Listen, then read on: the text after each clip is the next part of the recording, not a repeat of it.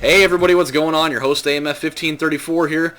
It looks and sounds like the same part that we started out last time, because it is! So let's get moving again, right here on Gran Turismo 2. I almost thought about saying Grand Theft Auto 3 again. I always do that. The names are relatively similar, and so that's what's going on. We've got ourselves into a bit of a pickle here over the last episode because of the fact that I decided it was going to be a cool idea to try to stretch out my pit stop situation again. And so now we're down by a pretty sizable 14 seconds or so. However, we're in okay position because of two reasons. A, it's still very early in this race. I mean, we're not even halfway done yet. And B, because of the fact that we pit, a solid like 3 laps after he did, we're going to be able to, to make up some ground here in the next few laps or so, because his tires are going to start wearing out, and I'll be able to, make my push here to gain some ground zero back. But have I got a story for you? Oh my God, this was, and I've actually had a pretty boring ass day up to this point, until literally like probably like the last like 5 minutes of my shift is when everything started getting real good. So I'm working. The last hour of my shift had been just painfully boring, just absolutely nothing. I was sitting on the at the back table playing Song Pop and like Quiz Up and Diamond Dash, just waiting for the clock to go by so I could get the hell out of here and come home and watch the Blazer game, of which they lost. And so, nobody come in. Then this lady comes in. She went and she was just looking to buy some stuff. So I was just, letting her go about her business. And like 5 minutes before we're getting ready to close, she's getting ready to come up to the counter and all that stuff. And then this guy comes in. And he was like, probably like his mid-50s or early 60s. He was a war veteran of some sort. He had like a couple of like military-based tattoos on his hand, so I couldn't recall exactly which ones they were, but I know that he was. Also had about 3 fingers missing, so that's usually also another thing that is pretty common there. I get a lot of war veterans that are missing fingers, and they're always the same ones too. It's always like either like the pinky or like the middle finger or the ring finger. It's never your index finger, and it's never your thumb. I never have any of those guys with that problem. But that's besides the point. I'm not going to get diverted again from my story. So it's a pretty beefy guy too. He's probably, I don't know, pushing 290 or maybe 3 bills or so, and he's only like 5'6", so you can definitely, it looks like he's a lot fatter too. So here we go. So I was like, sir, do you need help finding anything tonight? He's like, oh no, it's all right. I'll find it. I was like, okay, no big deal. And so in light of that, he starts, sauntering around looking for his thing, and then the lady that was up here, she decides that she's going to check out, and she got all of her stuff and is all good to go. And so, getting right towards the end of the shift, this guy comes up to pay for his item that he found, and he bought it. And so I was like, thanks for coming in. Have a good night. Stay dry out there because it was pouring down rain and all that. He's like, oh, thanks. And so he starts walking out the door, and the only thing I notice is that he didn't have a belt on his pants that I'm assuming were a size or two too large. And literally right as he opened the door to leave, I shit you not, like I'm not shitting on your face here, nor would I ever think of doing that, but as soon as he opened the door, I'm not fucking kidding, his pants fell down all the way to his ankles, and he was not wearing boxers or underwear, so it was just free balling central all the way. I was just like, you've got to be fucking kidding me right now. Like, I was in such shock that I didn't know, I couldn't laugh, I couldn't even say anything, like my jaw was literally sitting on the floor, because I was just like, did I seriously just see this? You get like a goddamn bird's eye view of the Grand Canyon and his little freaking man bits. I was like, bleh. Puking everywhere. I was like, seriously in the back of my mind, I was like, oh my God, I'm going to lose my lunch that I ate 3 hours ago.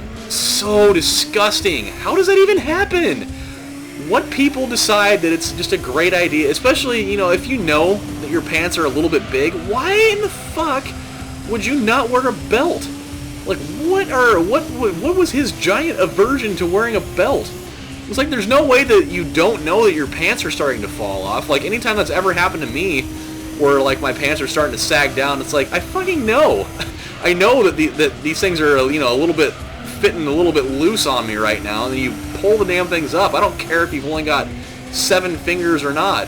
I mean, you know that your pants are starting to, you know, expose the Rock of Gibraltar there, so pull the fucking things up. But it was so funny. I couldn't believe that I had seen that. P.S. We made up a lot of ground. I did not expect this comeback to be this quick, but it's happening right now. I'm pretty excited by this. But yeah, dude, oh my god, it was so great.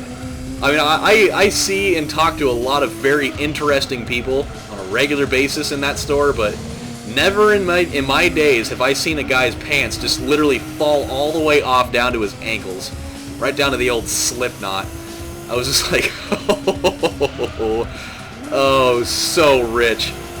Comedy gold at its finest, I'm telling you. Had you guys been in the same situation, you would have been literally, you would have been on the floor just in stitches. Oh man. I'm really excited, by the way. I bought this new tea that I'm getting on like this really weird like kick where, you know, drinking tea all the time is just like, it's my forte now all of a sudden. Definitely my Matt forte. This is kind of blossoming out of nowhere. So I got this, it was like honey vanilla chamomile. I'm gonna see if I start drinking it at night, if it's gonna help me get to sleep at a regular hour for once in my damn life.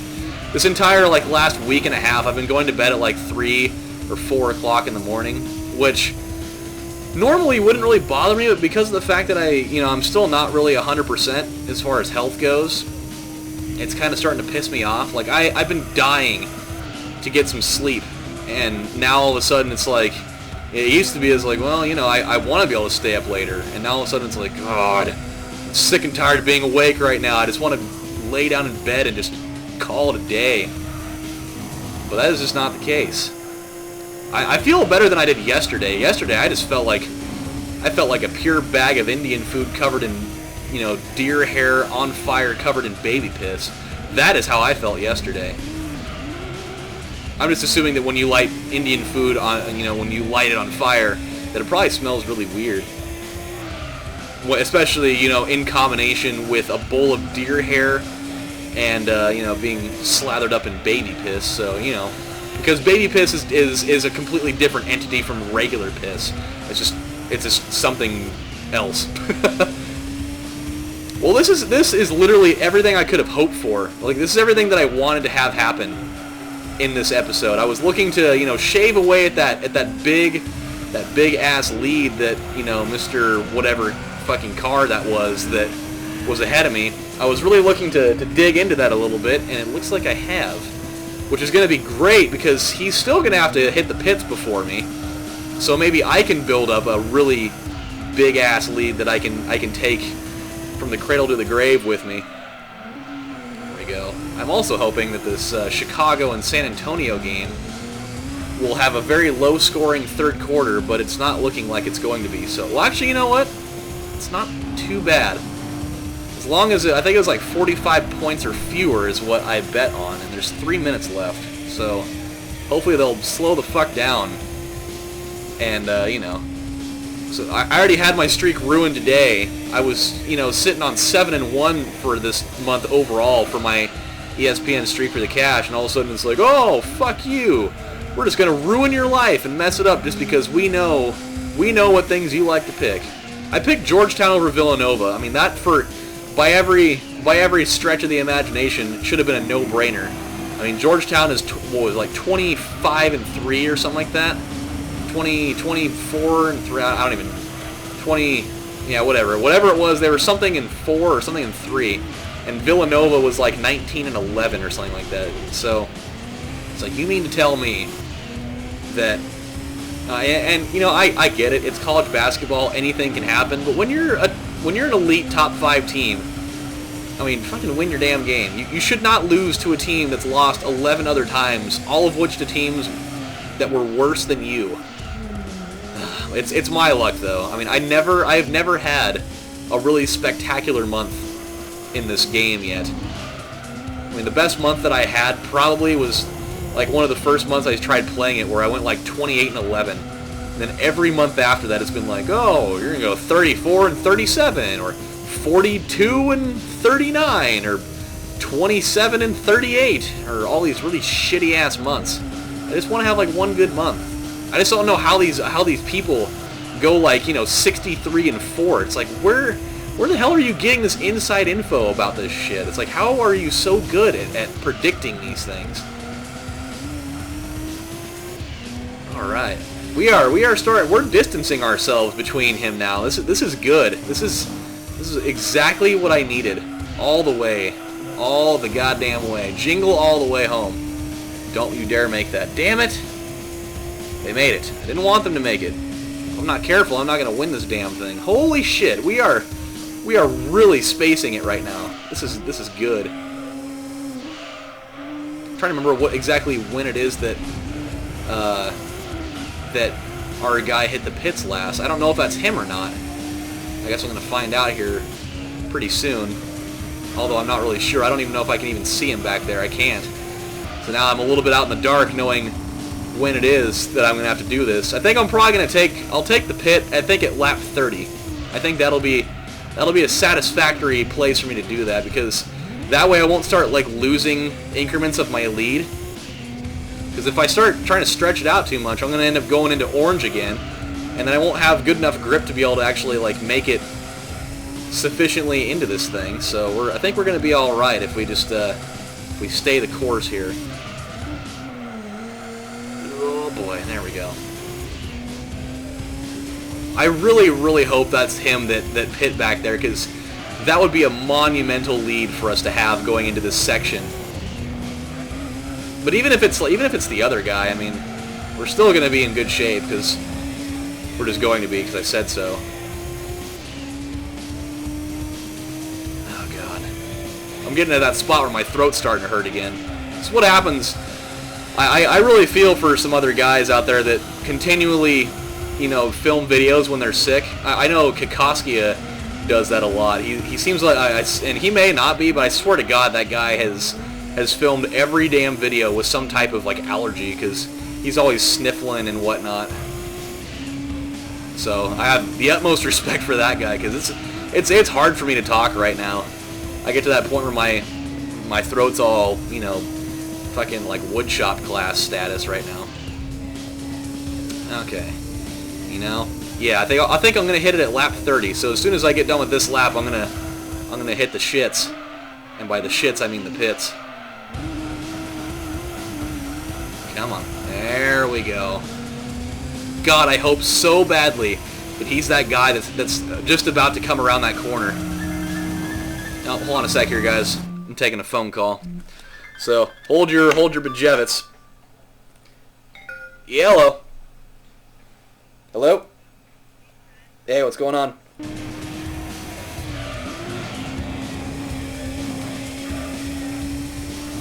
No, I did not.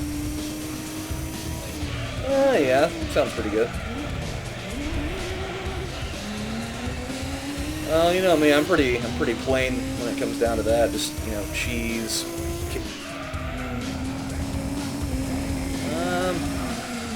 Not particularly, no.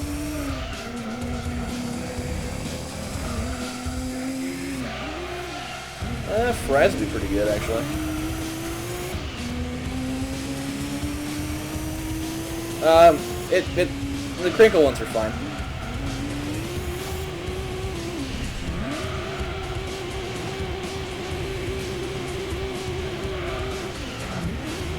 Okay. Okay. Well, I didn't know whether they had it there or not. I thought I saw it there, but I guess I was wrong. Okay.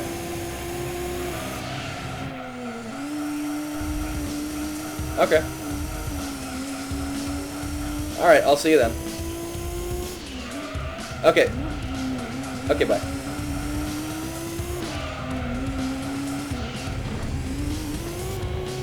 Okay. First of all, I've got something to say. Of course, while I'm on the damn phone, I would lose control of my fucking car and spin the damn thing out. It's like, Right, I finally thought I was going to have a full video where that didn't happen to me, and it fucking happens anyways. It's like, God, what is this right now? Okay, here we go, hitting up the pits, and see what the damage is going to turn out to be. I guess we're going to find out if he was the good guy or the bad guy. Another episode of Good Idea, Bad Idea. Good idea, playing catch with your grandpa. Bad idea, playing catch with your grandpa. Sweet. Whoever this other guy was, he's pitting now. This other dude, he's going to be right behind me. Who could it possibly be? Still don't know who it is. It's a mystery. Ah. Could it be? It is him. Okay, so he was the guy that pit last time, and now we're still ahead of him anyways. So, anyway, we have run out of time for this episode. I was really wanting to see who was behind me. So, that is great. It's nice to know that we have a lead, and we're going to continue to build off of that. So when we come back next time, we're going to head into the second half of this. My God, this is like the 4th or 5th video of this, and we're only halfway done. And my mom's calling again. So this is your host, AMF1534, saying thank you guys for watching, and I'll see you later. Bye.